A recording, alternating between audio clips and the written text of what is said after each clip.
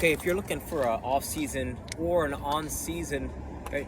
Off-season or on-season, it doesn't matter, right? It doesn't matter if it's off-season or on-season. What you're maximizing for, right? What you're trying to optimize for are four things. This is according to Andrew Huberman, right? If you want to find out more, search Tim Ferriss, Andrew Huberman, physical performance, and you're gonna be brought to 3 hours of the best thoughts on performance training that money can't buy, just time. So, right, you want to train for endurance, you're training for VO2 max, strength, and then heat and cold exposure. All of these will help the other, right? So heat exposure and cold exposure will help endurance, which will help recovery, which will help VO2 max, right? So it's this virtuous cycle, this virtuous spiral that's going to spiral yourself up. So the real challenge is thinking about your current obligations, whether it's work or soccer, and aligning them with the current with what you're really optimizing for, right? Because if you have a 90-minute game, you could say, okay, 90-minute game, that's like an endurance workout, right? 90 minutes of training. So you could say, Andrew Huberman, he does strength training after an endurance day.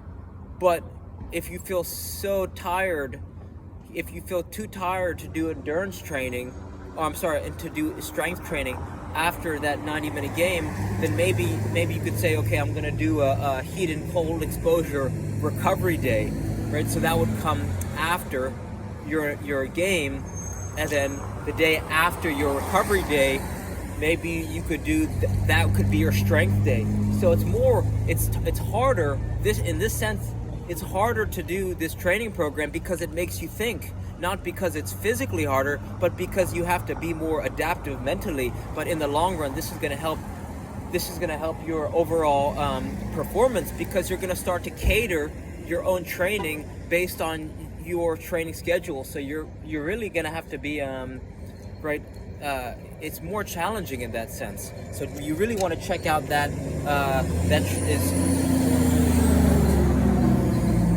really want to check out this podcast, right? I can't recommend it enough.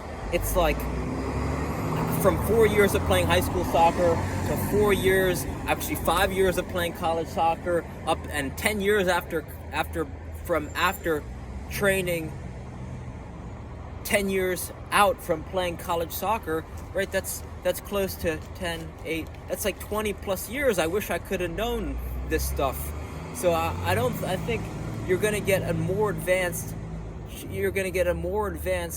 training routine from whatever FTTraining is, because he talks about this. Andrew Huberman, he talks about the science. He talks about the 5 pillars, right? 5 pillars are sleep, hydration, nutrition, movement, sunlight, and relationships. So it goes deeper into the fundamentals of not only soccer, but human fundamentals. So you're gonna get a deeper, a more